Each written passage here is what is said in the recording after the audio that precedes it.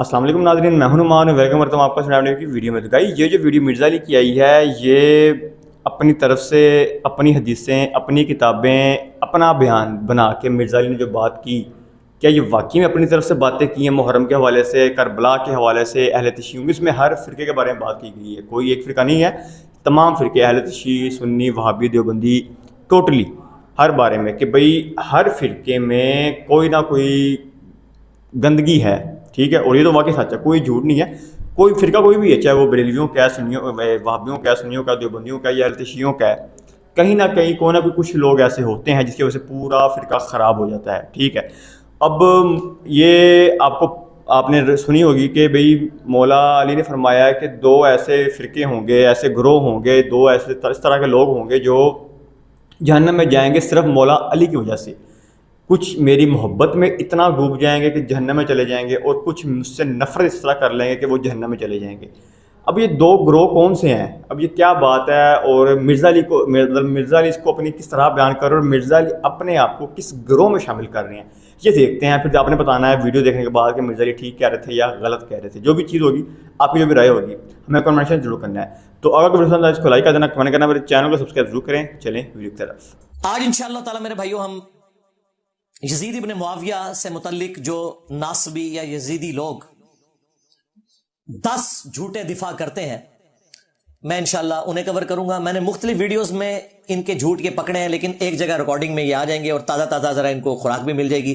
محرم کا ایک مہینہ ہے، ایک ماحول بھی بنا ہوا ہے، وہ ایک انٹلیکچوئل ترتیب کے ساتھ میں یہ 10 جھوٹے دفاع ان کے بیان کروں گا جو امت کو یہ دھوکہ دیتے ہیں۔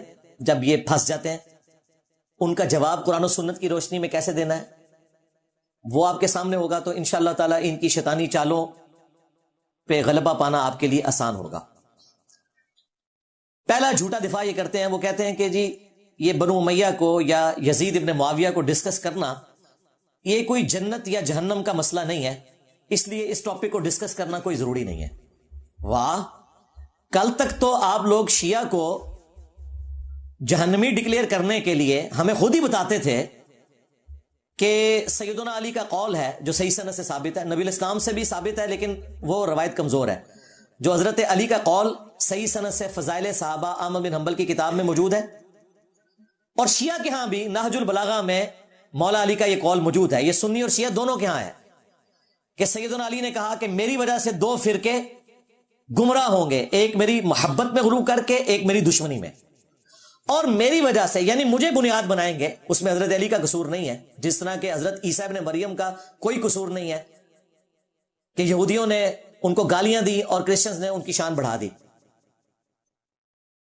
تو مجھے بنیاد بنا کے 2 فرقے جہنم میں چلے جائیں گے، ایک میری محبت میں غلو کر کے، ایک میری دشمنی میں۔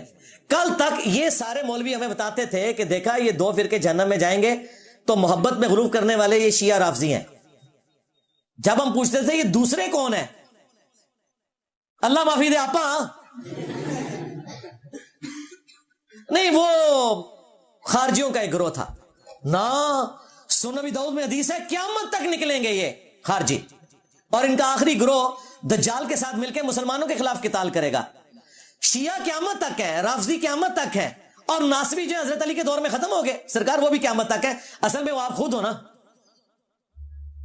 آپ سے مراد سنیوں میں اس قسم کے لوگ ہیں، شیعہ میں بھی اس قسم کے غالی رافضی موجود ہیں۔ دونوں کو اپنے گھروں کی صفائی کی ضرورت ہے۔ تو کل تک تو ہماری جہنم اور جنت جڑی ہوئی تھی انہی چیزوں کے ساتھ۔ اب جب کھرا آپ کے گھر بھی نکل آیا تو اب آپ کہتے ہیں کہ جی اس کا کوئی ہماری جہنم یا جنت کے ساتھ ہے۔ بالکل ہے جی، المستدرک الحاکم میں حدیث ہے، نبی علیہ السلام نے فرمایا اگر کوئی شخص پوری زندگی حجر اسود اور مقام ابراہیم کے درمیان نمازیں پڑھتا رہے، خانہ کعبہ شریف میں پوری زندگی، اور روزے رکھتا رہے، لیکن قیامت کے دن اللہ تعالیٰ کے ساتھ اس حال میں ملاقات کرے کہ ہم اہل البیت کا بغض اس کے دل میں ہو، تو اللہ تعالیٰ اسے ضرور جہنم کی آگ میں داخل کرے گا۔ آپ کہہ رہے ہیں مسئلہ ہی کوئی نہیں ہے، جہنم اور جنت تو جڑی ہوئی ہے، ایمان جڑا ہوا ہے۔ صحیح مسلم کی حدیث، علی سے محبت نہیں رکھے گا مگر مؤمن، علی سے بغض نہیں رکھے گا مگر منافق۔ ہاں، اگر آپ یہ سمجھتے ہیں یہ تھریٹیکل باتیں ہیں تو جناب محرم کا مہینہ شروع ہو چکا ہے، آپ کسی سنی کو یہ حدیث بھیج دیں مسلم شریف کی، علی سے محبت نہیں رکھے گا مگر مؤمن، علی سے بغض نہیں رکھے گا مگر منافق۔ آگے دیکھیں وہ پھدکتا کیسے ہے۔ یا کسی سنیوں کی مسجد میں بریلوی ہوں دیوبندیوں والے حدیث ہوں, ایک چارٹ پہ یہ حدیث لکھ کے نیچے لکھے صحیح مسلم 240 لگا دیں, شام تک وہاں ہنگامہ نہ کھڑا ہو, مجھے پکڑ لیجیے گا, آپ کو پتا چل جائے گا. لیکن یہی جعلی روایت بنا کے حضرت ابوبکر عمر عثمان کے بارے میں لکھ کے لگا دیں بغیر والے کے, کچھ بھی نہیں ہوگا. یہ لٹمس ٹیسٹ ہے, آپ کو پتا چل جائے گا کہ ان کے اندر کس قدر غیر محسوس طریقے سے ناسبیت آئی ہوئی ہے. وہ ہوتا یہ ہے کہ انسان کو اپنی برائی نظر نہیں آتی, اس نے چشمہ دوسرا لگایا ہوتا ہے.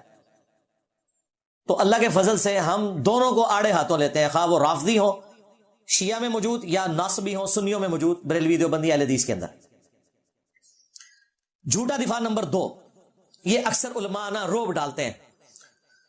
ہمارے جو بزرگ ہیں طارق جمیل صاحب, انہوں نے بھی, حالانکہ انہیں سب کچھ پتا ہے, اور میری ان کے ساتھ کئی ایک پرسنل ڈسکشن ہے بنو امیہ کے اوپر, میں وہ بتانا نہیں چاہتا, انہیں سب کچھ پتا ہے. لیکن ظاہر ہے کہ دلیری دکھانا ہر بندے کا کام نہیں ہے. انہوں نے بھی ایک پوڈ کاسٹ میں نے یہ آیت کوٹ کی جو یہ سارے صدیوں سے کوٹ کر رہے ہیں اپنے بنو امیہ کے بابوں کو بچانے کی خاطر. تلک امۃ قد خلت لہا ما کسبت ولکم ما کسبتم ولا تسألون عما كانوا يعملون, کہ وہ ایک امت تھی گزر گئی, ان کے لیے ان کے اعمال, تمہارے لیے تمہارے اعمال, تم سے نہیں پوچھا جائے گا کہ انہوں نے کیا کیا. تو کہتے ہیں ہم سے کہاں پوچھا جائے گا یہ کہ وہ کیا کرتے تھے, ہم سے کوئی قیامت کے دن اس قسم کا سوال نہیں ہونا. اور آیت کو مس کوٹ کرتے ہیں. یہ آیت پورے کانٹیکسٹ کے ساتھ 2 دفعہ آئی ہے سورۃ البقرہ میں, پہلے پارے کے بالکل اینڈ پہ. وہ کانٹیکسٹ دیکھیں کیا تھا. کانٹیکسٹ یہ تھا کہ یہودیوں کا یہ عقیدہ تھا کہ ہم ابراہیمی ہیں, ہمیں یہ نسبت کام آ جائے گی. نصرانیوں کا بھی یہ کہنا تھا ہم ابراہیمی ہیں, ہمیں یہ نسبت کام آئے گی. تو اللہ تعالیٰ فرمایا تلک امۃ قد خلت, وہ ایک امت تھی نیک اعمال کرنے والی, اس میں امپلائڈ تھا وہ گزر چکی. لہا ما کسبت ولکم ما کسبتم, جو نیک اعمال انہوں نے کیے وہ اپنے ساتھ لے گئے, تمہارے لیے تمہارے نیک اعمال ہیں. تم سے نہیں پوچھا جائے گا کہ انہوں نے کیا نیکیاں کی, تم سے یہ پوچھا جائے گا تم نے کیا نیکیاں کی. برائیوں کا تو ذکر ہی نہیں تھا. لہا ما کسبت, اگر یہاں ہوتا نا علیہا ما کسبت, تو پھر وہ گناہوں والا آنا تھا کہ ان پر ان کی برائیوں کا وبال اور تم پر تمہاری برائیوں کا وبال. تم سے نہیں پوچھا جائے گا انہوں نے کیا برائیاں کی. یہاں نیک اعمال کا ذکر تھا کہ تم سے نہیں پوچھا جائے گا کہ ابراہیم علیہ السلام نے کون سے نیک اعمال کیے, وہ اپنے اعمال ساتھ لے کے تم سے تمہارے اعمال کے بارے میں پوچھا جائے گا. ان ظالموں نے کس طرح مس کوٹ کیا قرآن کی تعریف کی. پرانوں نے بھی کی, آج والے آج تک کر رہے ہیں, حالانکہ انہیں سب کچھ پتا ہے. قرآن و سنت کی روشنی میں انہیں پتا ہے کہ یہ معاملہ کتنا گمبھیر تھا. تلک امۃ قد خلت, یار یوسف علیہ السلام کے جو بھائی ہیں وہ تلک امۃ قد خلت نہیں ہے. تمہاری نظر میں قرآن میں ان کی غیبت کیوں آئی ہوئی ہے؟ تم جن کو بچا رہے ہو وہ تو سنگل صحابی ہیں, اور وہ بھی 3 بندے ہی ہیں جن کے پیچھے تمہیں ساری مصیبت پڑی ہوئی ہے. کہتے ہیں جی صحابہ کے خلاف بولتا ہے. اللہ کے بندو, 1 لاکھ صحابہ میں سے 3 بندے اگر کوئی کام کرے تو صحابہ ہو گئے وہ, اور باقی جو ان کے خلاف ہیں وہ صحابہ نہیں ہے, وہ تو خلفائے راشدین ہیں. 3 بندوں کا مسئلہ تھا, معاویہ ابن ابی سفیان, مغیرہ ابن شعبہ, عمرو بن عاص رضی اللہ عنہم اجمعین. ہم تو احترام سے نام لیں گے. ان کو پورے صحابہ بنا دیا انہوں نے. اور دوسری طرف خلفائے راشدین, اصحاب بدر, اصحاب شجرہ, جو ان کی وجہ سے شہید ہوئے, قتل ہوئے, یہ لوگ ان کے ساتھ کھڑے ہوئے. ہم کہتے ہیں احترام اپنی جگہ, لیکن غلط ہے. یہ تو سنگل صحابی تھے نا. حضرت یوسف علیہ السلام کے جو بھائی ہیں وہ ڈبل صحابی ہیں. حضرت یعقوب ان کے والد کے بھی صحابی ہیں, حضرت یوسف علیہ السلام کے بھی صحابی ہیں. آج تک برادران یوسف کی مثال دی جاتی ہے. قرآن میں ہم پڑھتے ہیں کہ انہوں نے اپنے بھائی کے ساتھ کیا کیا تھا. تو یہ غیبت ہوگی. اللہ کو نہیں پتا تھا تلک امۃ قد خلت. اللہ نے قرآن میں اس لیے نازل کیا تاکہ آنے والے لوگوں کے لیے عبرت ہو. ہمارے باپ کی غلطی اللہ نے 7 جگہ ذکر کر دی, اور سورۃ الاعراف میں یہاں تک کہا کہ ہم آدم علیہ السلام کی غلطی اس لیے بیان کر رہے ہیں تاکہ اے اولاد آدم, دیکھنا تمہارے ماں باپ کو جس طرح ورگلا دیا تھا شیطان نے, تمہیں نہ ورگلا دے.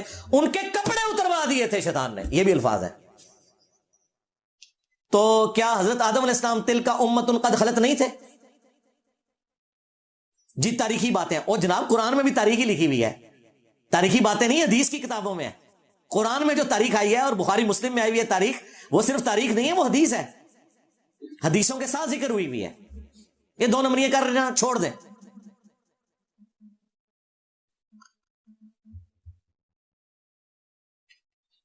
پھر اسی کانٹیکسٹ میں جو غدیر خم کی حدیث ہے صحیح مسلم میں اوپر تلے 4 احادیث، نبی الاسلام نے اپنی وفات سے 3 مہینے پہلے خطبہ دیا آلموسٹ، مکے سے مدینے آتے ہوئے خم نامی ایک گاؤں میں۔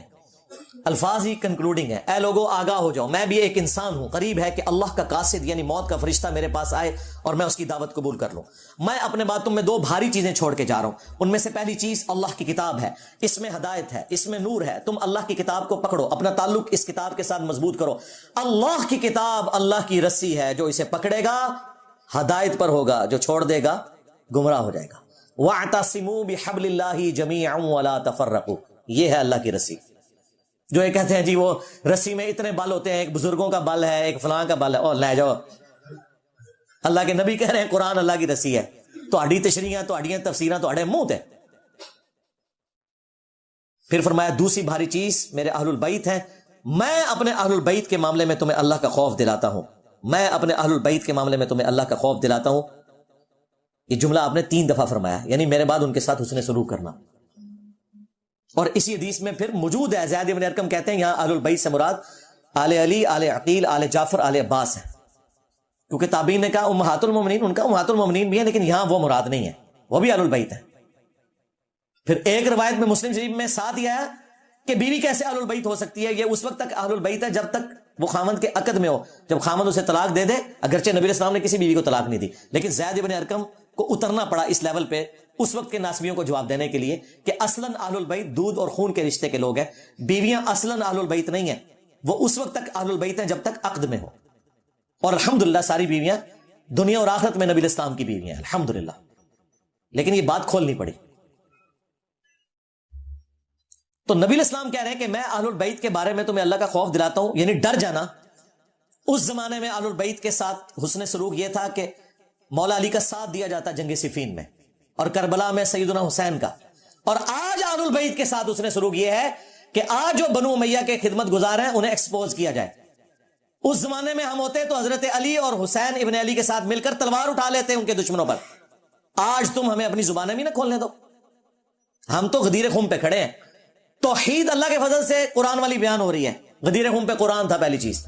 ہماری جیسی واضح توحید لگی لپٹی باتوں کے بغیر کبھی کسی نے نہیں بیان کی، اہل حدیث کی بھی جرت نہیں ہوئی اس قسم کی توحید بیان کرنے کی، زیرو ٹالرنس ہے۔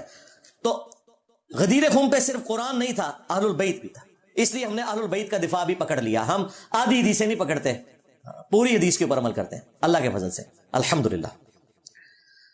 تیسرا جھوٹا دفاع وہ کرتے ہیں، وہ کہتے ہیں کہ جی صحابہ کرام نے یزید کی بیعت کر لی تھی تو آپ کو کیا مسئلہ ہے؟ صحابہ کرام نے یزید کی بیعت نہیں کی تھی، صحابہ کرام سے زبردستی بیعت لی گئی تھی تلوار کے زور پر۔ جھوٹ بولنا بند کریں۔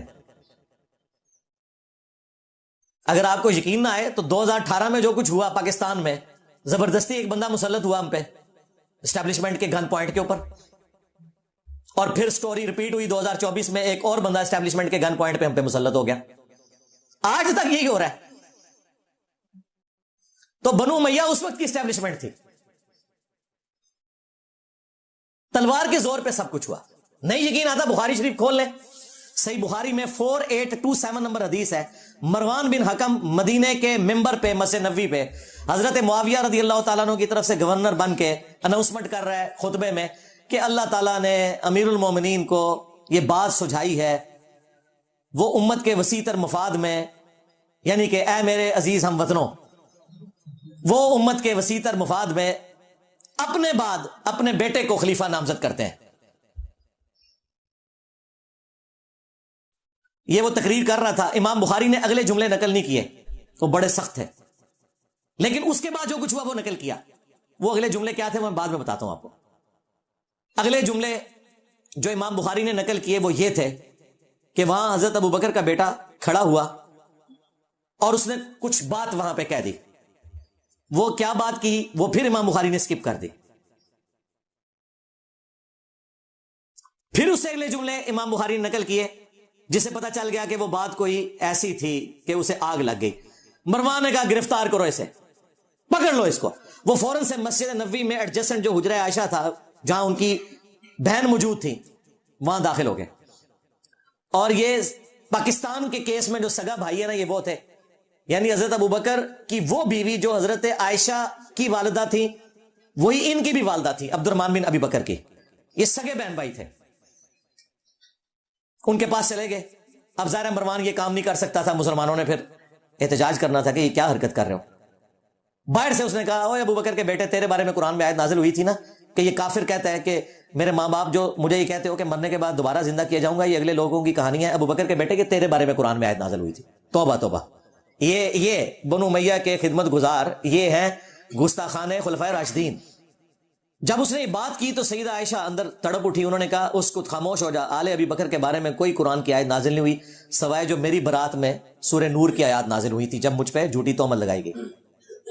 بخاری میں اتنا آتا ہے، المستدرک للحاکم میں اور المعجم الکبیر طبرانی میں اور باقی کتابوں میں اس روایت کی فلنگ ان دا بلینکس موجود ہے، جو اللہ کے فضل سے حافظ ابن کثیر نے سورۃ الاحقاف کی آیت نمبر 17 جو کوٹ کی تھی مروان نے غلط، اس کے کانٹیکسٹ میں وہ سارے ترک ایک جگہ جمع کر دیے ہیں. لہذا بریلوی دیوبندی اہل حدیث تینوں کو کوئی اعتراض نہیں ہوگا. وہ فل ان دا بلینک یہ تھی کہ اس وقت مروان نے یہ کہا کہ ابو بکر نے بھی تو عمر کو خلیفہ نامزد کیا تھا نا، تو حضرت معاویہ اپنے بیٹے یزید کو بنانا چاہتے ہیں. دیکھو کیا ان کی اینالوجی دیکھیں. تو وہ اس پہ حضرت ابو بکر کا بیٹا کھڑا ہوا تھا، کیونکہ ظاہر ہے اس نے کہا کہ بنانا تھا تو مجھے بناتے ہیں نا، مجھے تو نہیں بنایا. تو کون سی مشرق سے اٹھا کے مثال مغرب میں پھینک رہا ہے. اور جو کہا نا اس نے کچھ کہا امام بخاری نے، وہ یہاں ہے کہ انہوں نے کہا کہ تیرا امیر المومنین معاویہ سیدھی طرح کہ ابو بکر اور عمر کے راستے پہ نہیں چل رہا، وہ کیسر و کسرا کے راستے پہ چل رہا ہے. اب یہ بہت بڑی گالی تھی ان کے لیے تو، کہ وہی جو ہے وہ بادشاہت آ گئی یہاں پہ. اس پہ پھر اس نے کہا پکڑو انہوں. اور حجرے میں اما عائشہ کے اور الفاظ تھے جو امام بخاری نے نقل نہیں کیے، وہ یہ تھے کہ مروان تیرے بارے میں نبی الاسلام نے فرمایا تھا کہ حکم پہ لعنت، اس کی اولاد پہ لعنت، تو اپنے باپ کی پشت میں تھا جب باپ بیٹا دونوں پہ اللہ کے نبی نے لعنت فرمائی تھی. مجھے بتائیں جب یہ والی صورتحال ہو کہ حضرت ابو بکر کے بیٹوں کو بھی اپنی جان بچانی پڑے تلوار کے زور پہ، اپنی وفات سے 4 سال پہلے ایک بندہ اپنے بیٹے یزید کے لیے بیعت لے رہا ہے، تو آپ یہ کہیں گے صحابہ نے بیعت کر لی؟ کہتے ہیں جی ابن عمر نے بیعت کر لی تھی. ایون واقعہ ہررا کے بعد جب لوگ یزید کی بیعت توڑ رہے تھے تو وہ لوگوں کو جا کے سمجھاتے تھے. جی بخاری مسلم ہے، سرکار وہ ہمارے سٹوڈنٹس کو سمجھا رہے تھے. اگر ابن عمر اس زمانے میں سمجھا رہے تھے تو کسے سمجھا رہے تھے؟ اپنے لیول کے لوگوں کو، صحابہ اور تابعین کو. اور اس صحابی کا نام بھی آیا ہوا ہے عبداللہ ابن مطیع رضی اللہ تعالیٰ عنہ، جنہوں نے کہا کہ اب کیا رہ گیا ہے، یزید کی بیعت توڑیں اہل مدینہ. تو ابن عمر ان کو ملنے کے لیے گئے اور کہا کہ میں تمہیں حدیث سنانے کے لیے آیا ہوں کہ جو خلیفہ وقت کی بیعت کے بغیر مرا وہ جاہلیت کی موت مرا. وہ کہتے ہیں جی ابن عمر نے چونکہ بیعت کر لی تھی، وہ بھی مجبوراً کی تھی انہوں نے، وہ جس طریقے سے کی تھی، انیشلی تو انکار کیا تھا. دوسرا ابن عمر جب یہ بات کر رہے تھے تو وہ یہ بھول گئے کہ حضرت علی کی بیعت تو ابن عمر نے خود نہیں کی ہوئی تھی، تو اس وقت وہ جاہلیت پہ تھے. یہ لاجیکلی ان کی بات درست نہیں تھی، ورنہ تو خود اس فتوے کی زد میں آ رہے تھے. ہم تو عبداللہ ابن مطیع اور باقی لوگوں کے ساتھ ہیں، ابن عمر کا یہ موقف غلط تھا.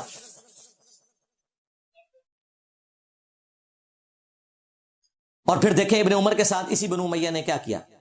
صحیح بخاری میں ہی موجود ہے، انہیں حج میں احرام کی حالت میں پاؤں میں زخم کیا گیا ایک نیزے کے ذریعے جو زہر آلود تھا، اسی میں وہ شہید ہو گئے. اور آخری دنوں میں حجاج ابن یوسف ان کی جب عیادت کے لیے آیا تو بخاری کے الفاظ ہیں، اس نے پوچھا کہ حضرت مجھے پتا چل جائے نا آپ کا قاتل کون ہے تو میں اسے نہیں چھوڑوں گا. انہوں نے کہا میرا قاتل وہ ہے جس نے احرام کی حالت میں نیزے اور تلواریں لانے کی اجازت دی ہے، جس میں اجازت ہی نہیں ہے، آپ نے خالی ہاتھ آنا ہے، یعنی کہ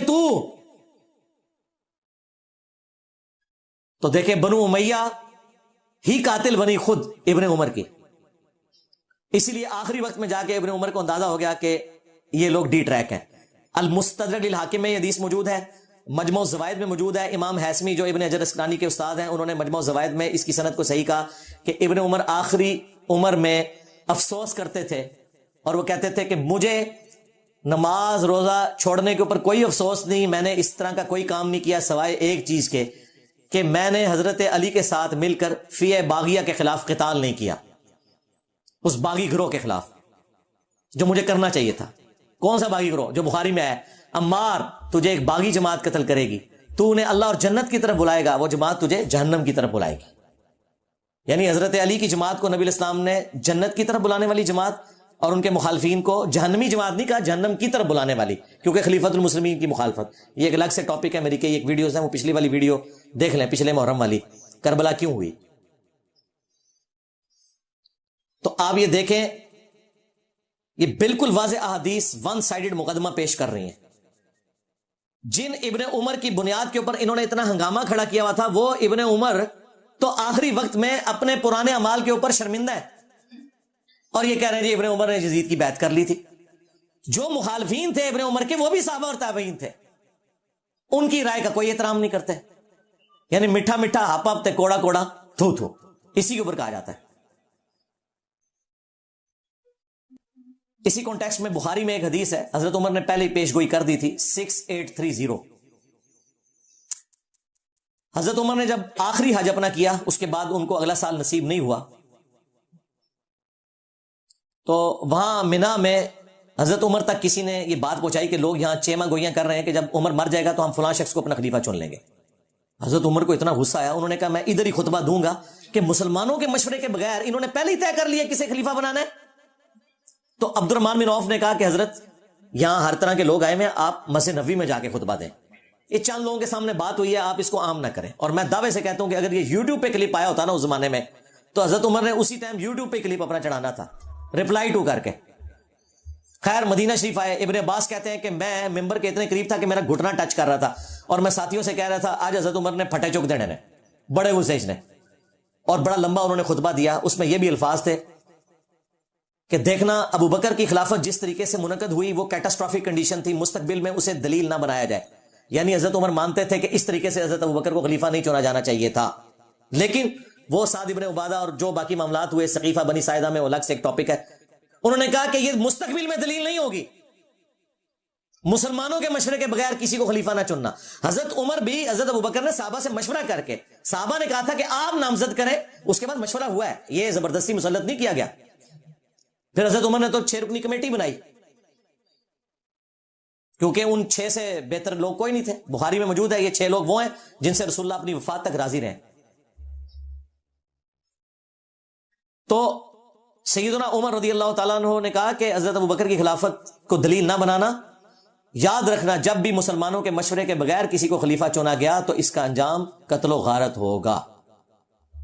یہ قتل و غارت ہوئی ہے۔ یہ کہتے ہیں جی یزید خلیفہ وقت تھا تو حضرت حسین نے بغاوت کی ہے، نعوذ باللہ۔ جو خلافت قائم ہی نہ ہو اس کے بارے میں یہ کہنا اس کے خلاف خروج ہوا ہے، یعنی مزارات جو بنانا ہی حرام تھے اسے کہنا کہ مزارات شہید ہو گئے، مزار تو شہید نہیں ہوں گے، وہ بنانا ہی حرام تھے۔ مسلم شریف میں حدیث میں تو میں منع کرتا ہوں قبروں کو پکا کرنے سے، قبروں پہ عمارت بنانے سے، اور قبروں پہ بیٹھنے سے۔ مجاور بن کے بیٹھنا بھی حرام ہے، ویسے بیٹھنا بھی حرام ہے، لہذا یہ کنسیپٹ بالکل کلیئر ہے۔ جھوٹا دفاع نمبر 4، وہ کہتے ہیں جی یزید تو تابعی تھا، جی حضرت معاویہ کا بیٹا ہے، اور جامعہ ترمذی میں حدیث ہے جس نے مجھے دیکھا اسے بھی جہنم کی آگ نہیں چھوئے گی، اور جس نے میرے دیکھنے والے کو دیکھا یعنی صحابی کو دیکھا اور وہ ہو گیا تابعی، اسے بھی جہنم کی آگ نہیں چھوئے گی۔ تو کہتے ہیں جی یزید تو بخشا بخشا ہے، واہ بخشا بخشا ہے۔ پھر حجاج بن یوسف بھی بخشا بخشا ہے، وہ تابعی نہیں ہے۔ جتنے جھوٹے راوی ہیں میجورٹی ان کی تابعین میں موجود ہے، قانوناً وہ تابعی تھے، ظاہر کلمہ گو تھے۔ خوارج کون تھے؟ تابعین ہی تھے، اہل قبلہ تھے، اہل کلمہ تھے۔ مولا علی نے انہیں کافر نہیں کہا۔ ہاں پوچھا گیا کافر ہے مصنف ابن ابی شیبہ میں، کہا نہیں کافر نہیں ہے۔ پوچھا گیا منافق ہے، کہا منافق نہیں ہے۔ منافق تو بڑا تھوڑا ذکر کرتے ہیں اللہ کا، یہ تو اتنی لمبی نمازیں پڑھتے ہیں۔ پوچھا گیا پھر کیا ہے؟ ظاہر ہے جب کافر نہیں منافق نہیں تو پھر مسلمان ہی ہے۔ ان کا یہ ایک گروہ ہے جنہوں نے ہم سے بغاوت کی ہے، ہم میں سے ہی نکلا ہوا ایک گروہ ہے۔ تو خوارج بھی تابعین ہے، لیکن مسند احمد میں موجود ہے نبی علیہ السلام نے کہا کہ خوارج جہنم کے کتے ہیں۔ کیوں؟ اپنے اعمال کی وجہ سے۔ تو اس طرح نہیں کوئی فضیلت ثابت ہو جاتی۔ حجاج جو اتنے صحابہ کا قاتل ہے اسے آپ تابعی کہیں گے؟ تابعی تو ہے قانوناً، وہ ظاہر مسلمانوں کا گورنر تھا۔ لیکن مسلم شریف اٹھا کے دیکھیں، اسما بنت ابی بکر نے کہا تھا حجاج ہم نے نبی علیہ السلام سے سنا تھا کہ بنو ثقیف میں ایک کذاب ہوگا اور ایک ظالم، کذاب تو ہم دیکھ چکے، ظالم تو ہے، یہ فضیلت ہے، لو سامو۔ اور مسلم شریف میں موجود ہے اس ظالم نے عبداللہ ابن زبیر کو شہید کیا، ان کی لاش لٹکا دی مکہ شریف میں اور یہودیوں کے قبرستان میں پھینکی۔ اور ان کی ماں کو بلا کے کہا جو حضرت ابوبکر کی بیٹی تھی بڑی، اما عائشہ سے بھی بڑی، اسما کو، کہ دیکھو میں نے تیرے بیٹے کے ساتھ کیا کیا. تو انہوں نے فرمایا کہ تو نے میرے بیٹے کی دنیا برباد کی، میرے بیٹے نے تیری آخرت برباد کر دی ہے. ظالم انسان. یہ مسلم شریف ہے، مولانا شریف نہیں ہے. تو حجاج بھی پھر تابعی ہے، اسے بھی جہنم کی آگ نہیں چھوئے گی. نہ انہیں قرآن کا پتہ، نہ انہیں سنت کا فہم، نہ انہیں فقہ آتی ہے. صرف ایک بنو امیہ کی چاکری کرنی ہے، چاہے انہیں قرآن و سنت کا انکار کرنا پڑے، جھوٹی روایتیں گھڑنی پڑے، انہوں نے گھڑنی ہے. جو واضح احادیث ہے ان کا انہوں نے انکار کرنا ہے. اس طریقے سے یہ لوگ لے کے چلتے ہیں. اچھا مزے کی بات میں آپ کو بتاؤں، آج سے آلموسٹ 800 سال پہلے امام ابن جوزی گزرے ہیں رحمہ اللہ تعالی، المتوفا 597 ہجری. یہ شیخ عبد القادر جیلانی المتوفا 561 ہجری کے شاگرد بھی ہیں. محدثین میں بڑا مقام ہے ابن جوزی کا. یہ ابن قیم جوزی نہیں ہے جو ابن تیمیہ کا شاگرد ہے، یہ ابن تیمیہ سے بھی 200 سال پہلے گزرے ہیں. ابن تیمیہ بھی انہیں بہت بڑا محدث مانتے ہیں. انہوں نے الموضوعات، بڑی گھڑی ہوئی بڑی بڑی حدیثیں، وہ کتاب بھی لکھی ہے جس میں انہوں نے یہ بھی لکھا ہے کہ جو حدیث حضرت معاویہ کی شان میں ہوگی نا، یہ بھی اس بات کی نشانی ہے کہ یہ گھڑی ہوئی حدیث ہے. گھڑی ہوئی حدیثوں کی کچھ نشانیاں بتائی ہیں، ان میں سے ایک یہ بتائیے جو حضرت معاویہ کی شان میں ہوگی نا تو سمجھ لو کہ یہ گھڑی ہوئی حدیث ہے. اب یہ بہت بڑے محدث ہیں. ان کے زمانے میں ایک ناصبی تھا عبد المغیث، اس نے یزید کے فضائل کے اوپر کوئی رسالہ لکھا. تو ابن جوزی غصے میں آئے، انہوں نے ایک کتاب لکھی جو کتاب محدثین کے ہاں اتھینٹک مانی جاتی ہے. ابن تیمیہ نے بھی اس کی تعریف کی ہے، ابن کثیر نے بھی کی ہے. الرد علی المعتصب العنید المانع من ذم یزید. یہ اس متعصب ضدی شخص کے رد پہ لکھی جا رہی ہے کتاب جو یزید کو برا کہنے کو غلط سمجھتا ہے اور منع کرتا ہے. اس زمانے میں ایک یزیدی تھا عبد المغیث، اس کے رد پہ پھر انہوں نے طبیعت صاف کی ہے ان لوگوں کی. اس میں جب ایک دلیل یہ لی گئی نا کہ یزید جو ہے وہ حضرت معاویہ کا بیٹا ہے اور حضرت معاویہ کے لیے ترمذی میں روایت ہے اے اللہ اسے ہادی اور مہدی بنا، انہوں نے کہا یہ تو روایتی جعلی ہے. اس کی بنیاد کے اوپر تم یہ کلیم کر رہے ہو کہ ان کا یہ ڈیسیژن کرنا کہ یزید کو انہوں نے خلیفہ صحیح بنایا تھا. انہوں نے کہا یہ تو روایتی جعلی ہے. پھر انہوں نے روایت کے اوپر بحث کی. میں نے تو بخاری مسلم سے ثابت کیا یہ فٹ نہیں بیٹھتی. حضرت معاویہ کے دور میں جو کام ہوئے ہیں اس میں تو یہ دعا فٹ نہیں بیٹھتی. پھر انہوں نے کہا کہ اگر یہ حدیث کوئی صحیح بھی مانتا ہے تب بھی کوئی گارنٹی نہیں کہ نبی علیہ السلام کی یہ دعا قبول ہوئی ہو، کیونکہ نبی علیہ السلام کی کئی دعائیں اللہ نے واپس بھی کی ہیں. بخاری مسلم میں ہے، آپ نے دعا کی تھی کہ میری امت آپس میں نہ لڑے، اللہ تعالیٰ نے واپس کر دی. انہوں نے کہا کیا گارنٹی ہے؟ پھر ابن جوزی نے اتنا سخت جملہ لکھا، انہوں نے کہا اس سے بڑی کیا دلیل ہے؟ اگر حضور کی یہ دعا حضرت معاویہ کے حق میں قبول ہوئی ہوتی بقول تمہارے، اگر یہ روایت ثابت ہے تو حضرت معاویہ جنگ صفین میں حضرت علی کے مقابلے پہ آتے. یہ آدھی اور مادی ہونا کہ خلیفہ وقت کے خلاف کھڑے ہو گئے. کڈا بڑا پٹکار مارا انہوں نے. پھر انہوں نے احمد بن حنبل کا قول بھی نقل کیا جب ان سے پوچھا گیا کہ یزید کے بارے میں آپ کا کیا موقف ہے. انہوں نے کہا یہ وہی ہے جس نے اہل مدینہ کے ساتھ جو کیا. پوچھا کیا کیا؟ کہا ان کا مال لوٹا، انہیں قتل کیا. تو شاگرد نے کہا صحابی کا بیٹا ہے، حدیث لے لی جائے. انہوں نے کہا حدیث کیا، ایک حدیث بھی اس سے نہیں لینی. اسی لیے دیکھ لیں ذخیرہ حدیث میں صحابہ کرام کی اولاد کی حدیثیں موجود ہیں. حضرت معاویہ 40 سال تک حکمران رہے ہیں، 20 سال تک گورنر اور اگلے 20 سال مکمل طور پہ حکمرانی. بیچ میں ایک حضرت علی والا پیریڈ تھا، اس کے بعد 20 سال یہی حکمران رہے نا صلح حسن کے بعد. 40 سال جس کا باپ مسلمانوں کا حکمران رہا ہے اس کے بیٹے نے ایک حدیث بھی روایت نہیں کی ہے اور نہ محدثین نے اسے نقل کیا ہے. کیونکہ احمد بن حنبل کہتے ہیں اس سے کیا حدیث لوگے. پھر شاگرد نے پوچھا جب یہ یزید نے ظلم کیا اہل مدینہ کے ساتھ تو کون لوگ تھے ان کے ساتھ؟ ان کا اہل شام تھے، جو ہم امیر شام کہتے ہیں. یہ شامی تھے، ایک صوبہ تھا جس نے یہ سارے کا سارا ہنگامہ برپا کیا. تو یہ کتاب اردو زبان میں ترجمہ ہو کے آ چکی ہے. ایک دیوبندی عالم ہے، انہوں نے ترجمہ کیا. میں نے 12 اس کتاب کا تعارف کروایا. اب نئی پرنٹنگ ہو کے یہ کتاب آ چکی ہے. ہماری ویب سائٹ پہ اس کا PDF بھی رکھا ہوا ہے. کسی نے PDF بنا دیا تھا تو ہم نے وہ اپلوڈ کر دیا، لیکن ہارڈ کاپی بھی آپ کے پاس ہونی چاہیے. وہ آپ منگوا سکتے ہیں. وہ کتاب کا ہم ٹائٹل پیج شیئر کروا دیں گے آپ کو. وہ کتاب پڑھنے سے تعلق رکھتی ہے، اس میں اور کئی چیزیں ہیں جو آپ کے لیے انشاءاللہ اس حوالے سے بینیفیشری ہوں گی. اچھا اسی حوالے سے نا یہ بیچ میں ایک چوہا چھوڑ دیتے ہیں کہ جی اگر حضرت معاویہ نے اپنے بیٹے کو بنا دیا تو کیا ہوا؟ حضرت علی نے بھی تو اپنے بیٹے کو بنایا تھا. بالکل جھوٹ. حضرت علی نے کوئی اپنے بیٹے کو نہیں بنایا. مسند ابی یعلا میں، المستدرک للحاکم میں اور کتابوں میں موجود ہے. لوگوں نے حضرت علی کو کہا, کیونکہ زخم لگنے کے بعد وہ کچھ دن زندہ رہے, کہ آپ اپنا خلیفہ کسی کو نامزد کریں. انہوں نے کہا میں تمہیں ویسے ہی چھوڑ کے جاؤں گا جس طرح نبی علیہ السلام چھوڑ کے گئے تھے, تم اپنا خلیفہ خود چنو گے. اور یہ ظالم کہتے ہیں کہ حضرت علی نے حسن ابن علی کو اپنے بعد خلیفہ نامزد کیا. وہ صحابہ کرام نے مشورے سے چنا تھا. اس حوالے سے شیخ البانی نے ایک روایت لی ہے کہ میری امت کا پہلا شخص جو میری سنت کو بدلے گا وہ بنو امیہ سے ہوگا. اور شیخ البانی نے ساتھ پتہ کیا لکھا, یہ وہ شخص ہوگا جو خلافت کو ملوکیت بنا دے گا. تو دیکھ لیں پھر بنو امیہ کا پہلا شخص جس نے خلافت کو ملوکیت بنایا وہ کون ہے؟ حضرت ابوبکر بنو تیم سے, بنو امیہ سے نہیں. حضرت عمر بنو عدی سے, بنو امیہ سے نہیں ہے. حضرت عثمان بنو امیہ سے ہیں لیکن انہوں نے اپنے بیٹے کو نہیں بنایا. اس کے بعد حضرت علی بنو ہاشم سے ہیں. اس کے بعد حسن ابن علی کے 6 مہینے. پھر حضرت معاویہ رضی اللہ تعالیٰ عنہ بنو امیہ سے ہیں, انہوں نے اپنے بیٹے کو بنایا. جی بنایا, وہ ہم آپ کو پہلے بتا چکے ہیں. تو شیخ البانی جو محدث اعظم سعودیہ تھے, اس دور کا امام بخاری ان کو مانتے ہیں, اہل حدیث بھی اور دیوبند بھی اور بریلوی بھی وقت آنے پہ انہیں کوٹ کر دیتے ہیں. انہوں نے اشارتاً کہا کہ یہ وہ شخص ہوگا جو خلافت کو ملوکیت میں بدل دے گا. میری امت میں پہلا شخص جو میری سنت کو بدلے گا. تو یعنی انہوں نے نام لیے بغیر بتا دیا کہ یہ بندہ کون ہے, یزید کے ابا جی. ٹھیک ہو گیا. 5واں جھوٹا دفاع, وہ کہتے ہیں نہیں حضرت علی کا جو اپنا بیٹا ہے محمد بن حنفیہ, اس نے تو بڑی تعریف کی ہے یزید کی. ہم پوچھتے ہیں کہاں لکھا ہوا ہے؟ کہتے ہیں تاریخ میں لکھا ہوا ہے. تاریخ میں اگر 5% باتیں یزید اور ان کے والد کے حق میں ہے نا, تو 95% ان کے خلاف ہیں. بلکہ ایمان ثابت کرنا بھی مشکل ہو جائے گا اگر تاریخ تبری کے حوالے ہم نے پیش کیے. تو حدیث سے بات کرو. جی حدیث میں تو اس طرح کی کوئی بات نہیں, آپ کو پتہ ہے ہماری باتیں حدیثوں میں تو نہیں نکلتی. جی ہمیں پتہ ہے, یہی تو ہم رونا رو رہے ہیں. لیکن وہ تاریخ میں تو ہے. جی ہم کہتے ہیں وہ جو تاریخ تم پیش کر رہے ہو وہی پوری پڑھ کے بتا دو. ابن کثیر نے نقل کی ہے, یہ مردود روایت, لیکن یہ روایت پوری نہیں پڑھ سکتے, وہ ان کے گاٹے فٹ ہو جائے گی. اس روایت میں پتا کیا ہے؟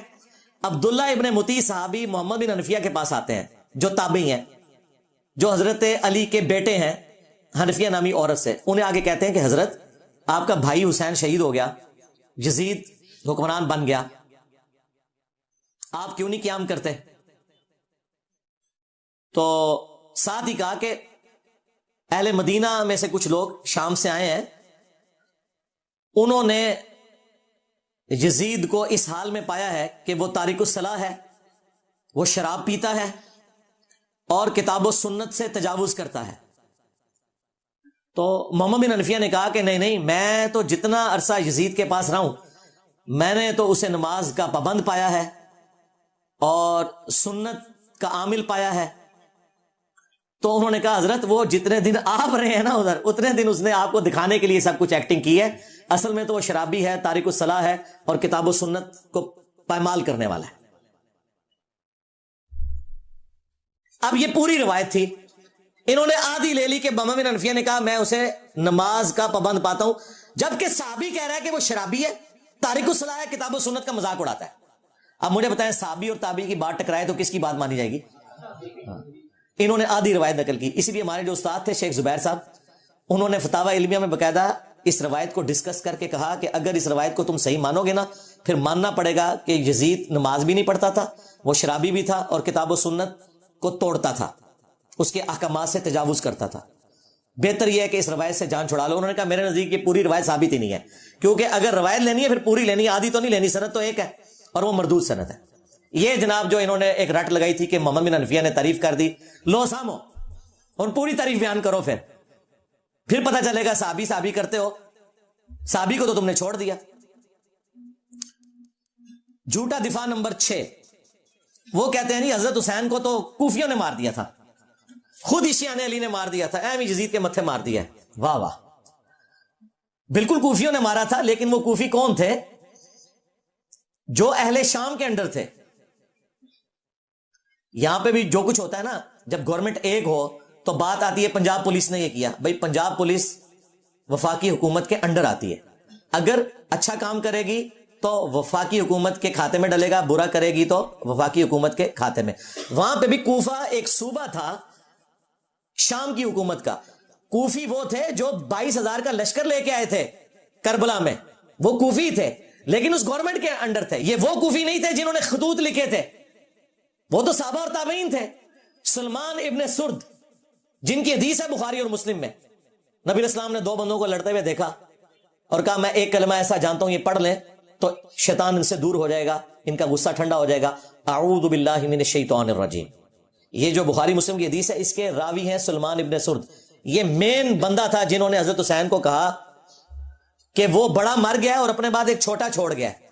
اور جو لفظ انہوں نے استعمال کیا نا, وہ استعمال کیا جو موسیٰ کے مخالف کے لیے ہم استعمال کرتے ہیں کہ ایک بڑے والا مر گیا اور اپنے بعد ایک چھوٹا چھوڑ گیا اپنی جگہ. کتنے سخت الفاظ. اس وقت عبید اللہ ابن زیاد کے روب کی وجہ سے وہ لوگ نکل نہیں سکے. مسلم بن عقیل کو قتل کر دیا گیا, اس سے پہلے نعمان بن بشیر کو گورنری سے ہٹایا گیا, لیکن بعد میں توابون کی تحریک انہوں نے چلائی اور وہ شہید ہوئے سارے. اور پھر مختار سقفی آیا, اس نے پھر عبید اللہ ابن زیاد کو بھی قتل کیا. بخاری اٹھا کے دیکھیں, ترمذی اٹھا کے دیکھیں, حضرت حسین ابن علی کا سر کاٹ کے عبید اللہ ابن زیاد گورنر کوفہ جو یزید کا تھا اس کے سامنے تشت میں پیش کیا گیا. اللہ کی لعنت, اللہ کے فرشتوں کی لعنت, تمام لعنت کرنے والوں کی لعنت جنہوں نے اہل البیت کو یوں ظلمن شہید کیا, آمین. تو وہ چھڑی سے ان کے چہرے مبارک کو چھیڑنے لگا اور ان کے حسن میں کوئی کلام کرنے لگا. تو انس ابن مالک پاس کھڑے تھے, وہ اتنا ہی کر سکتے تھے, بوڑھے ہو چکے تھے, 90+ تھے.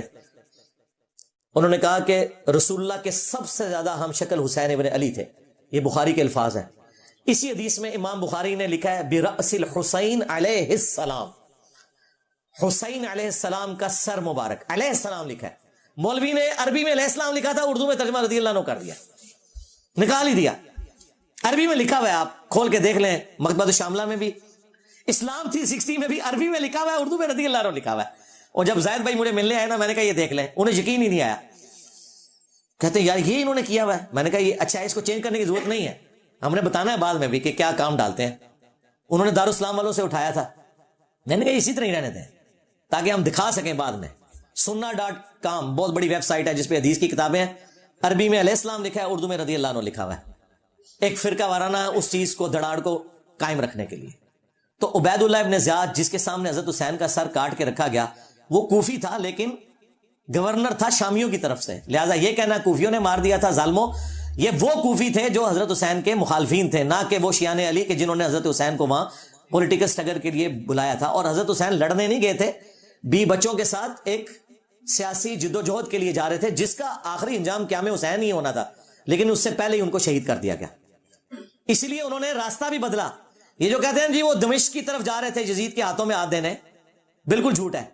وہ راستہ انہوں نے اس لیے بدلا تھا کہ انہیں پتہ چل گیا تھا کہ مسلم بن عقیل شہید ہو چکے ہیں, یہ مجھے بھی کوفے تک نہیں پہنچنے دیں گے, تو میں انہیں دھوکہ دے کے دوسرے راستے سے جاؤں. لیکن ان کے پاس تو اتنی فوج تھی, انہیں بھی یہ خطرہ تھا کہ حسین ابن علی کہیں راستہ نہ بدلے, تو انہوں نے کربلا کے پاس بھی پڑاؤ کیا تھا کہ اگر اس راستے سے بھی آئے تو ہم پکڑ لیں گے. جو یہ نقشے بنا کے آپ کو بتا رہے ہوتے ہیں, اللہ کے بندو ڈر جاؤ, جھوٹ باندھتے ہو, اپنی طرف سے باتیں بنا کے منسوخ کرنا شروع کر دیتے ہیں. جھوٹا دفاع نمبر 7 جو اسی کے ساتھ جڑا ہے, وہ کہتے ہیں حسین علیہ السلام نے 3 شرائط رکھ دی تھیں جی کربلا میں. انہوں نے تو خود عبید اللہ ابن زیاد کو کہا کہ مجھے یزید کے پاس جانے تو میں اس کے ہاتھوں میں ہاتھ دے کے بیعت کر لیتا ہوں. واہ واہ واہ, سبحان اللہ. اگر یہ ہو جاتا تو عبید اللہ ابن زیاد نے لڑیاں ڈالنی تھی اور کہنا تھا یزید صاحب آپ کے ابا جی جو کام 4 سال تلوار کے زور پہ نہیں کروا سکے, دیکھیں میں نے کروا لیا ہے. اور یزید اسے کتنا انعام دیتا کہ میرے ابا جی جو کام نہیں کروا سکے, کہ حسین کی بیعت نہیں لے سکے, تم نے لی ہے. ظاہر ہے اس کے بعد تو پھر بنو امیہ کی حکومت لیجیٹمائز ہو جانی تھی نا, جب بنو ہاشم نے بیعت کر لی نبی علیہ السلام کے گھر والوں نے. آپ دیکھیں مسئلہ یہی تھا کہ جب تک حضرت حسین بیعت نہیں نہ کرتے وہ حکومت جو ہے لیجیٹمائز نہیں ہوگی, وہ تلوار کے زور کے اوپر ہے. تو یہ عقل مانتی ہے کہ عبید اللہ ابن زیاد یہ موقع جانے دیتا. کہتے ہیں دوسری شرط رکھی کہ مجھے مسلمانوں کہ کسی بارڈر والے ایریا میں بھیج دیں, میں کافروں کے خلاف جہاد کروں. اس زمانے میں تو کافروں کے خلاف کوئی جہاد نہیں ہو رہا تھا, آپس کی خانہ جنگی تھی, یہ بھی بالکل فراڈ ہے. تیسرا جی مجھے مدینہ شریف واپس جانے دو. انہوں نے مدینہ شریف کو جانا تھا, انہیں تو راستے میں پتا تھا کہ مسلم بن عقیل شہید ہو چکے ہیں اور میرے ساتھ کیا ہوگا. ان کو تو حدیثیں پتا تھی کہ میرے بارے میں موجود ہے. یہ جس کتاب سے انہوں نے پیش کیا انصاب الاشراف, امام بلازری کی کتاب, اور کہتے ہیں یہ 3 شرائط موجود ہیں. اور آئے دن آپ کو وہ جو ایک مماتی دیوبندیوں کا مولوی ہے نا, وہ بھی یہ بیان کرتا پھرتا ہے پکا یزیدی ہے وہ. ایون آپ تو وہابی اس کو اپنے پلیٹ فارم کے اوپر لے کے آتے ہیں, بندیالوی کو, اس کی میں نے طبیعت صاف کی تھی. کلن اور یاد آیا جائے, میں انہوں نے دسا سی تو قرآن بھی نہیں آتا ظالم, کتھوں چیزاں چک کے کتنے فٹ پہ کرنا ہے. کلن وعد اللہ الحسنہ, اس کی میں نے تفسیر بھی بیان کی تھی قرآن سے, بخاری سے, مسلم سے.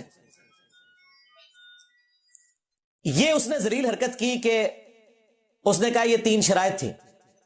انصاب الاشراف جو کتاب ہے نا, اگر اس کتاب سے یہ تم نے روایتیں ماننی ہیں تو پھر اس میں تو بہت کچھ لکھا ہوا ہے جو تمہیں ہضم نہیں ہوگا. اس لیے ہمارے استاد شیخ زبیر علی زئی صاحب نے اگرچہ فضائل صحابہ کتاب میں یہ روایت نقل کی انصاب الاشراف سے, اور لکھا کہ اس کی سند حلال بن یساف تک تو درست ہے, لیکن یہ نہیں انہوں نے کنفرم کیا کہ حلال بن یساف واقعہ کربلا میں تھا یا نہیں, اور بعد میں اس کتاب سے ہی جان چھڑا لی. حلال بن یساف بھی فارغ ہو گیا. وفات سے پہلے انہوں نے فتاوی علمیہ میں مضمون لکھا کہ امام بلازری کی کتاب ثابت نہیں ہے, لیکن یہ انہوں نے کیوں کیا وہ آپ کو میں بتاؤں گا, یہ انہوں نے نہیں بتایا. یہ جب میری ان سے ڈسکشن ہوئی تو انہوں نے کہا کہ علی بھائی اگر ہم اس کتاب کو صحیح مانیں نا تو اس میں تو باقی روایتیں موجود ہیں, ان کا کیا کریں گے.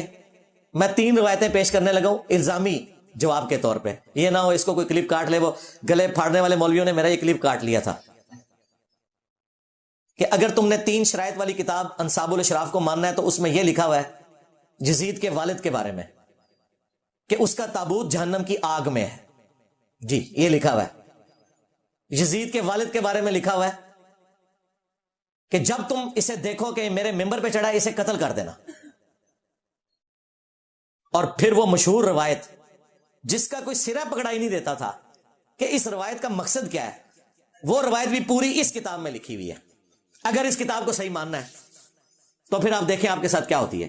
وہ روایت تھی مسند البزار میں مجموع الزوائد میں صحیح سند کے ساتھ کہ نبی علیہ السلام نے 3 لوگوں پہ لعنت فرمائی. آپ کے سامنے سے ایک اونٹ گزر رہا تھا, آپ نے فرمایا جو اونٹ پہ بیٹھا ہوا ہے اس پہ بھی اللہ کی لعنت, جو اونٹ کو ہانک رہا ہے اس پہ بھی اللہ کی لعنت, اور جس نے اس کی مہار پکڑی ہوئی ہے اس پہ بھی اللہ کی لعنت. یہ روایت ختم ہو جاتی ہے مسند البزار میں مجموع الزوائد میں. اب اس روایت سے کیا رزلٹ نکلے گا جب تک یہ نہ بتایا جائے کہ اس اونٹ کے اوپر وہ شراب لے کے جا رہے تھے, ایرون لے کے جا رہے تھے, چرس لے کے جا رہے تھے, لعنت کیوں ہوئی, وہ بندے کون تھے. وہ محدثین نے اپنی کتابوں میں ان بندوں کے نام نہیں بتائے. ظاہر مشکل ہو جانا تھا, سنیت کا ایک غلبہ, سنی ہمیشہ حکومت میں رہے آپ کو پتا ہے, لیکن یہ روایت اپنی جگہ موجود ہے. اسے کہا جاتا ہے اونٹ والی حدیث کہ اونٹ پہ بیٹھے ہوئے پہ بھی لعنت, ہانکنے والے پہ بھی, مہار پکڑنے والے پہ بھی. کیوں لعنت, یہ بندے کون ہیں کوئی ذکر نہیں. انصاب الاشراف میں موجود ہے کہ وہ 3 بندے کون تھے, ان بندوں پہ اصل میں لعنت کی گئی تھی. اگر اس کتاب کو کسی نے صحیح ماننا ہے 3 شرطوں والی کتاب, ہم تو کہتے ہیں مانو پھر اگے بھی ٹرو, فارغ ہی ہو جاؤ. انصاب الاشراف میں لکھا ہے کہ اونٹ پہ یزید کے دادا ابو بیٹھے ہوئے تھے. ہاں جی, اونٹ کی مہار یزید کے ابا جی کے ہاتھ میں تھی, اور اونٹ کو ہانکنے والا یزید کا چاچا تھا. چچا, ایک چشتی چاچو ہے نا, ایک یزید کا بھی چاچو ہے. تو اب یہ 3 نام میں نے اس لیے نہیں بتایا کہ وہ پھر کلپ کو کاٹیں گے. میں نے آپ کو اشارتاً بتا دیا کہ اونٹ پہ یزید کا دادا بیٹھا ہوا تھا, مہار اس کے ابے کے ہاتھ میں تھی, اور ہانکنے والا چاچا تھا. نام آپ سب کو پتا ہے, ورنہ ہمارے اسٹوڈنٹس کورٹس میں خود لکھ دیں گے 3 بندوں کے نام. اس روایت کو پھر صحیح مانو گے. اسی لیے شیخ زبیر صاحب نے کہا یہ کتاب امام بلازری سے ثابت ہی نہیں, جان ہی چھڑا لی. بالکل ٹھیک کیا. آمدہ کوئی 3 شرائط والی بات کرے, اسے کہو 3 شرائط والی بات کرو گے تو 3 ملعون لوگوں کا ذکر ہم کریں گے. پھر ہاں, وہاں 3 شرائط, یہاں 3 وہ لوگ جن پہ اللہ کے نبی نے لعنت فرمائی ہے. پھر ظاہر ہے یہ پیرلل میں آئے گا. اور صرف لعنت نہیں کہا کہ یزید کے باپ کا تابوت جہنم کی آگ میں ہے, یزید کے باپ کو جب ممبر پہ دیکھو تو اسے قتل کر دینا. یہ ساری روایتیں بتائیں گے. لہذا بہتر یہ ہے کہ انصاب الاشراف سے جان چھڑا لیں. ہمارے نزدیک بھی ہمارے استاد کا موقف ٹھیک ہے. یہ کتاب اگرچہ اکثر محدثین امام بلازری سے ثابت مانتے ہیں, لیکن اس کے ساتھ یہ جو خطرناک باتیں جڑی ہوئی ہیں, جو خطرناک سے بھی اگلا ورژن ہے, بہتر یہ ہے کہ اس کتاب کو آپ جان چھڑا لیں کہ یہ ساری جعلی کتاب ہے. اور ہمیں پتہ ہے کہ آپ کی جتنی باتیں وہ ویسے ہی جعلی ہیں, کوئی صحیح بھی نکلے نا. ایک بڑی مشکل سے آپ نے دریافت کی تھی, وہ مانتے مانتے آپ کو اتنا کچھ ساتھ ماننا پڑ رہا ہے کہ آپ بھی اس کتاب سے اب جان ہی چھڑائیں گے انشاءاللہ تعالی. جھوٹا دفاع نمبر 8, تھرڈ لاسٹ. وہ کہتے ہیں نہیں قسطنطینیہ والی جو بشارت ہے وہ یزید پہ فٹ ہوتی ہے. بخاری میں حدیث ہے میری امت کا پہلا گروہ جو کیسر روم کے شہر پہ حملہ کرے گا وہ بخشے ہوئے ہیں. اچھا قسطنطینیہ کا ذکر نہیں ہے, کیسر روم کا شہر یہ ذکر ہے. اور کیسر روم کا شہر نبی الاسلام کے زمانے میں حمص تھا. وہ تو بعد میں وہ بھاگ کے قسطنطنیہ چلا گیا جان بچانے کے لیے, جب اسے نظر آیا کہ مسلمانوں کی فوجیں وہاں تک پہنچ جائیں گی. تو اگر اس کو مانا جائے تو یہ بشارت ابو عبیدہ ابن جرح رضی اللہ تعالیٰ عنہ پہ فٹ ہوتی ہے. اور اگر قسطنطنیہ کو آپ نے ماننا ہے تب بھی ذکر ہے پہلا لشکر. پہلا لشکر, کوئی بھی لشکر نہیں. قسطنطنیہ پہ تو درجنوں حملے ہوئے ہیں. پہلا لشکر کون سا تھا؟ وہ کہتے ہیں بخاری میں لکھا ہے کہ ابو ایوب انصاری رضی اللہ تعالیٰ عنہ اس لشکر میں شریک تھے, وہ فوت ہوئے اور یزید نے ان کا جنازہ پڑھایا. تو ثابت ہو گیا یزید جنتی ہے. ہم کہتے ہیں یہ ثابت ہوا, یہ کہاں سے ثابت ہوا کہ وہ پہلا لشکر تھا؟ اس میں تو نہیں لکھا ہوا پہلا لشکر. ہم آپ کو بتاتے ہیں وہ پہلا لشکر نہیں تھا, وہ 7واں لشکر تھا. اگر 2 لشکر بھی گئے ہونا تب بھی وہ پہلا نہیں ہے, وہ بعد والا ہے. پہلا لشکر وہ ہے جو سنن ابی داؤد میں موجود ہے. ایک صحابی کہتے ہیں ہم قسطنطنیہ پہ حملے کے لیے جب گئے, ہمارے لشکر کے امیر عبد الرحمن بن خالد بن ولید تھے, حضرت خالد بن ولید کے بیٹے, یزید نہیں تھا. اور ابو ایوب انصاری بھی ہمارے ساتھ تھے. انہوں نے ہمیں ایک آیت کی تفسیر سمجھائی. اور پھر ابو ایوب انصاری قسطنطنیہ کے تمام حملوں میں شریک ہوتے رہے, حتیٰ کہ ایک حملے کے دوران وہ فوت ہوئے اور وہیں پہ دفن ہوئے. آج بھی ان کا مزار موجود ہے ترکیے میں. اب وہ مسلمانوں کے پاس ہے نا, استنبول. تو ابو داؤد میں یہ حدیث موجود ہے کہ اس وقت جو لشکر گیا تھا اس کے امیر کون تھے؟ خالد ابن ولید کا بیٹا. اور اس کے بعد مسلسل وہ شریک ہوتے رہے حتیٰ کہ ایک حملے میں وہ فوت ہوئے. تو جس میں فوت ہوئے وہ تو بعد میں ہوگا نا, جس میں زندہ تھے وہ پہلے. تو اگر 2 بھی ہوتے تو پھر بھی وہ دوسرا ہے. ویسے یہ 7واں ہے. اور یہ جو میں بتا رہا ہوں یہ بھی پہلا نہیں ہے, اس سے بھی پہلے منذر بن زبیر لے کے گئے. وہ شیخ زبیر صاحب کے شاگرد ہیں, عبداللہ جابر دامانوی صاحب. انہوں نے پوری کتاب لکھی ہے, ہماری ویب سائٹ پہ رکھی ہوئی ہے کہ قسطنطنیہ پہ پہلا حملہ کس نے کیا تھا. بہرحال یہ تو نہیں بنتا, یہ انہوں نے پکڑا ہوا تھا. اور جگہ جگہ یہی وہ چیز ہے جو ابن تیمیہ نے سب سے پہلے چوہا چھوڑا, اسی کو لے کے پھر بعد کے لوگ چلے. حتیٰ کہ ڈاکٹر ذاکر نائک نے بھی جو یزید کو رضی اللہ عنہ کہا اور جنت لشکر والی بشارت اس کے اوپر فٹ کر کے تو خاری کمائی. میں نے اسی وقت ان کے خلاف ویڈیو ریکارڈ کروائی تھی اور ان کی علمی اصلاح کی کوشش کی تھی. باقی جو ان کی علمی خدمات ہیں وہ اپنی جگہ, لیکن یہ ان سے بہت بڑا بلنڈر ہوا ہے اور دعوت حق کو نقصان ہوا ہے ان کے اس ایٹیچیوڈ کی وجہ سے. تو میں نے کہا تھا یار ابن تیمیہ کی تقلید چھوڑو. میں نے بخاری اور ابو داؤد سے ثابت کیا کہ وہ پہلا لشکر نہیں تھا. اور یہ ہمارے استاد شیخ زبیر صاحب نے پہلی دفعہ جرت کی الحدیث رسالے میں, یہ پورا تحقیقی مضمون لکھا. پھر ہمارے جو دوسرے استاد تھے مولانا اسحاق صاحب, انہوں نے باقاعدہ اپنے جمعے کے خطبے میں شیخ زبیر صاحب کی تعریف کی اور انہوں نے کہا اس وقت ان سے بڑا کوئی محدث نہیں ہے. اب تو اہل حدیثوں کو اپنے گھر کی خبر پتہ چل گئی ہے کہ ان کے اپنے بڑے محدث نے بھی بتا دیا کہ یہ ابن تیمیہ نے غلط بشارت فٹ کی تھی, ڈاکٹر ذاکر نائک نے غلط فٹ کی تھی. احادیث کی روشنی میں قسطنطنیہ کا وہ والا لشکر جو پہلا لشکر تھا جس کے لیے بشارت تھی, اس میں یہ شامل ہی نہیں تھا. اور جس زمانے میں گیا اس وقت تو یزید دودھ پیتا بچہ تھا, 6 سال سے کم ہی عمر تھی اس کی, بہت زیادہ بھی لگا لے. فتح تو خیر یہ صحابہ سے بھی نہیں ہوا, قسطنطنیہ تابعین سے بھی نہیں ہوا, تبع تابعین سے بھی نہیں ہوا. یہ 9ویں صدی ہجری میں نبی الاسلام کی وفات کے آلموسٹ 900 سال کے بعد, 850 تقریباً سال کے بعد یہ فتح ہوا. 19 مئی 1453 سلطان محمد فاتح, اس کے اوپر انہوں نے ایک فلم بھی بنائی ہے ترکیے والوں نے. آج چل رہا ہے 7 محرم 1446 ہجری بمطابق 14 جولائی 2024. یہ فتح ہوا 19 مئی 1453, یعنی آلموسٹ 8 سے سمجھ لیں 600 سال پہلے. ارطغرل کی اولاد میں سے جو 7واں سلطان تھا, سلطان محمد فاتح, اس کی عمر اس وقت 24-25 سال تھی. اس نے قسطنطنیہ کو فتح کیا, لیکن وہ فتح کرنے والے کے لیے بشارت نہیں تھی, بشارت تھی جس نے پہلا حملہ کیا. وہ فتح کرنے والے کے لیے جو بشارت ہے مسند احمد میں کہ وہ بڑا اچھا امیر ہوگا, وہ روایت سندن صحیح ثابت نہیں ہے. لیکن جو جنت کی بشارت تھی وہ پہلے لشکر کے لیے تھی. یہ جناب ٹوٹل ان کی گیم تھی جس سے انہوں نے جنتی اسے ڈکلیئر کیا ہوا تھا. اور یوں آگے ہم نہیں کہتے وہ جہنمی ہے, اس کا معاملہ اللہ کے سپرد, لیکن جھوٹی بشارتیں تو جنت کی فٹرہ نہ کریں. سیکنڈ لاسٹ جھوٹا دفاع نمبر 9, کہتے ہیں جی اللہ تعالیٰ چاہے تو یزید کو بخش بھی سکتا ہے. دیکھیں کیسے غیر محسوس طریقے سے اس کی جھوٹی وکالت کرتے ہیں. کہتے ہیں جی آپ کو کیا تکلیف ہے؟ ہمیں کوئی تکلیف نہیں بھائی, ہم تو کہتے ہیں سارے بخشے جائیں, کوئی مسئلہ نہیں. یہ اللہ کا اپنے بندوں کے ساتھ معاملہ ہے. ہمارے ساتھ کوئی اس کا معاملہ نہیں ہے. لیکن آپ جھوٹی جنت کی بشارتیں فٹ کرو، یہ بالکل غلط ہے. اور دوسرا، یہ اتنا آسان معاملہ نہیں ہے. کہتے نہیں قرآن میں لکھا ہے اللہ تعالیٰ چاہے تو شرک کے سوا ہر گناہ معاف کر سکتا ہے. بالکل، ان اللہ لا یغفر ان یشرک بہ ویغفر ما دون ذلک لمن یشاء. بے شک اللہ تعالیٰ قیامت کے دن ہر گناہ کو معاف کر دے گا اگر دنیا میں توبہ نہ کی ہوئی. دنیا میں کی ہوئی تو دنیا میں معاف، سوائے شرک کے. شرک آخرت میں بھی معاف نہیں ہونا اگر بغیر توبہ کے مرے. لیکن اس کے سوا ہر گناہ معاف کر دے گا لمن یشاء، جس کے لیے چاہے گا. مراد کیا؟ جس کے لیے نہیں چاہے گا نہیں کرے گا. شرک کے علاوہ کون سا ایسا گناہ ہے جو معاف نہیں ہو سکتا؟ وہ قرآن میں لکھا ہوا ہے سورۃ النساء میں، جس نے ایک مؤمن کو ناحق قتل کیا اس کی سزا ہمیشہ کی جہنم ہے. اسی سورۃ النساء میں جس میں لکھا تھا شرک کے علاوہ ہر گناہ معاف ہو جائے گا جس کے لیے چاہے گا، اوپن لائسنس وہاں بھی نہیں تھا. اسی سورہ النساء میں لکھا ہوا ہے کہ مؤمن کا قتل ناحق ہمیشہ کی جہنم ہے. لو سامو. اور ابو داؤد میں اس کو سپورٹیو حدیث ہے کہ نبی علیہ السلام نے فرمایا اللہ تعالیٰ یا تو شرک کو معاف نہیں کرے گا یا قتل ناحق کو معاف نہیں کرے گا.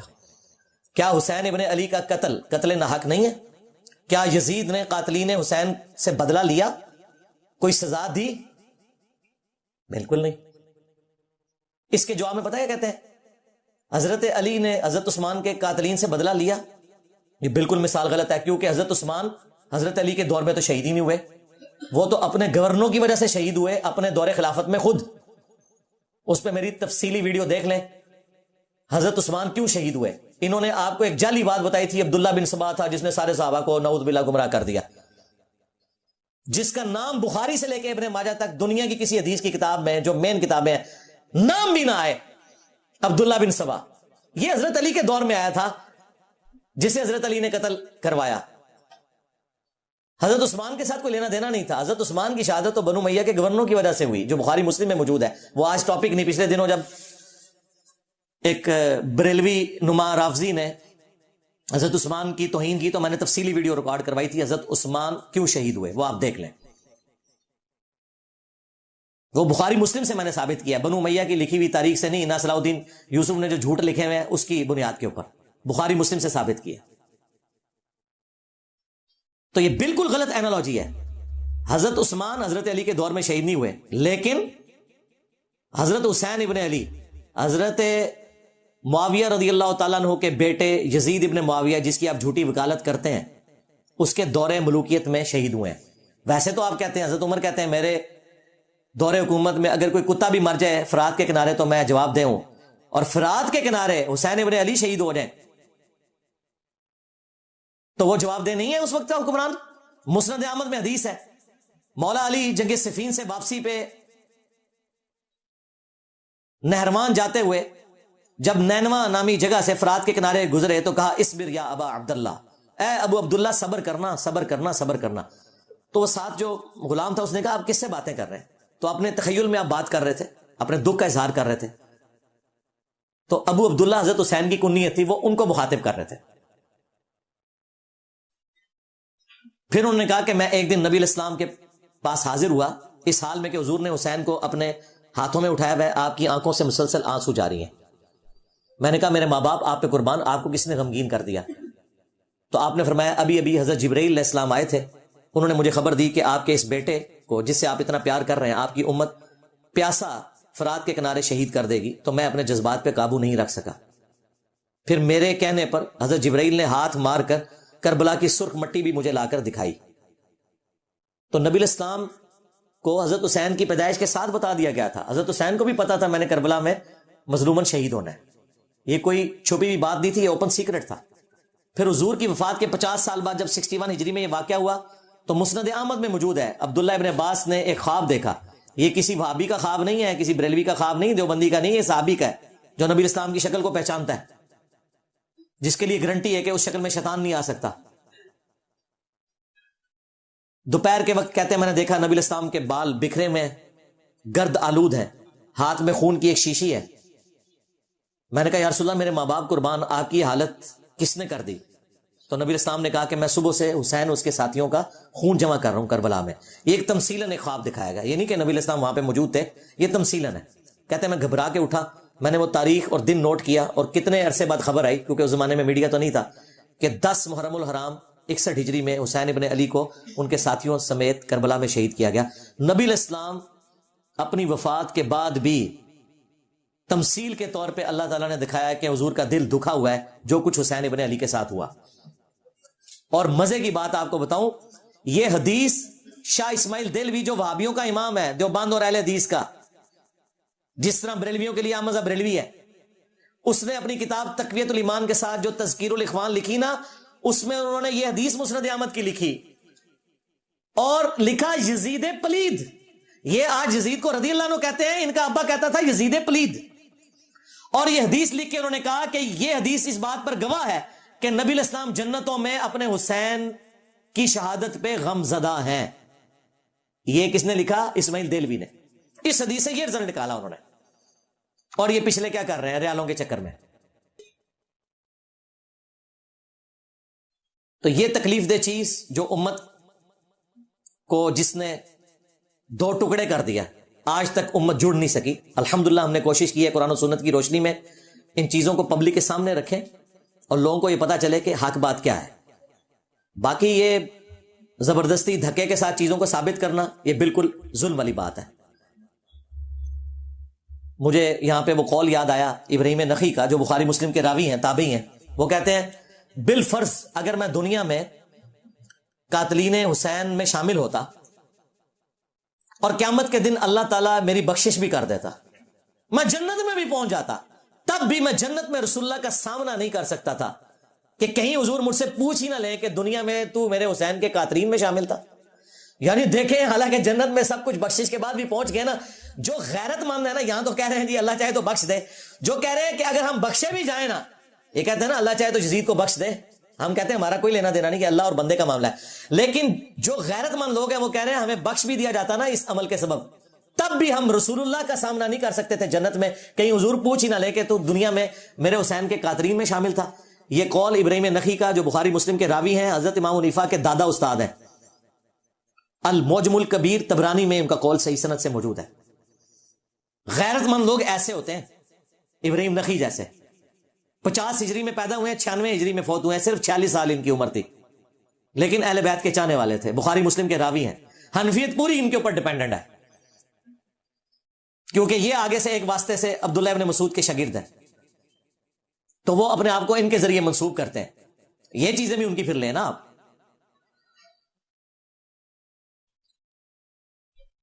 دسواں جھوٹا دفاع آخری، وہ ہے بات تو سچ ہے مگر بات ہے رسوائی کی.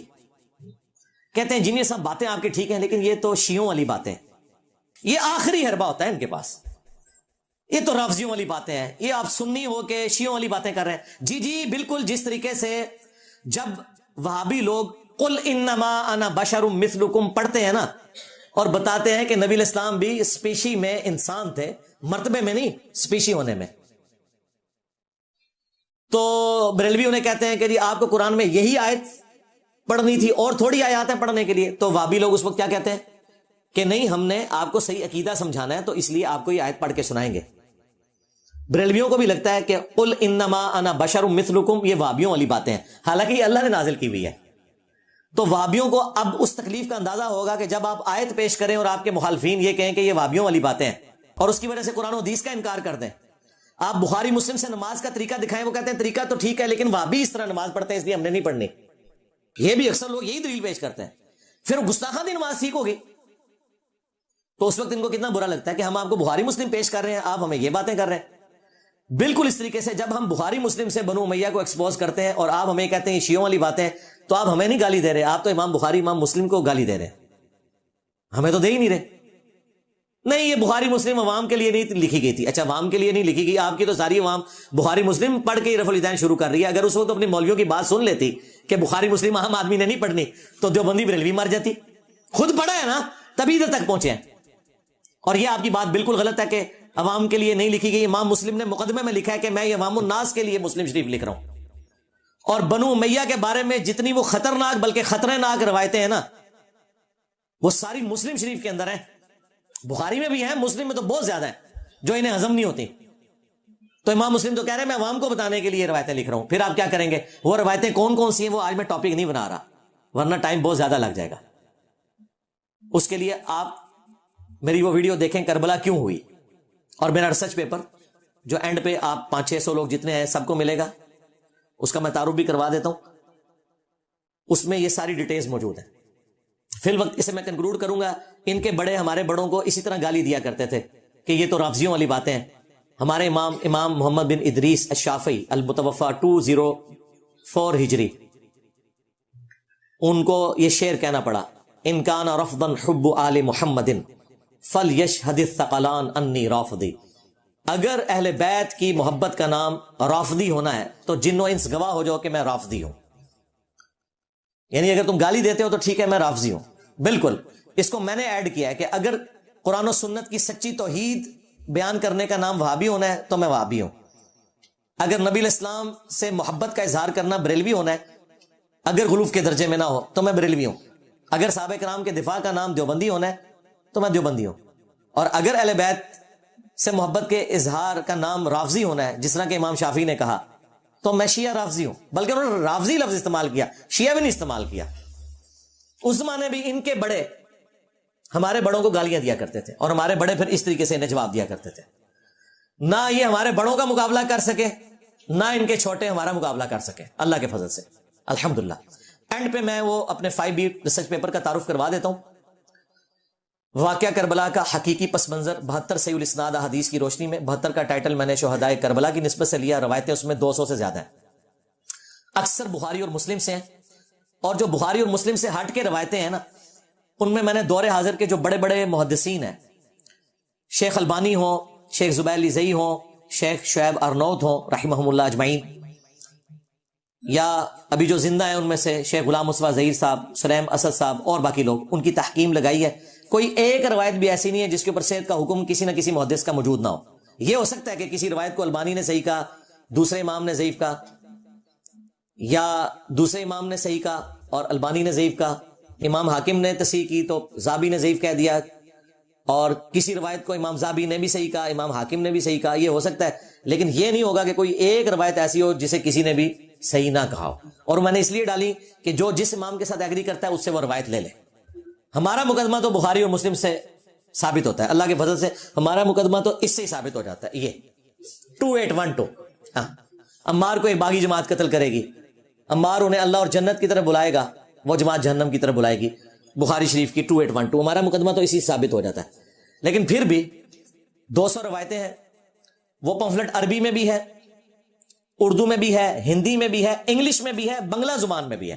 ہماری ویب سائٹ ahlsunnatpak.com سے فری ڈاؤن لوڈ کریں, اور اس کی ہارڈ کاپی پاکستان میں اگر آپ نے منگوانی ہے تو صبح 9 سے لے کے شام 5 بجے تک ہماری اکیڈمی کا نمبر کھلا ہوتا ہے 032159000162.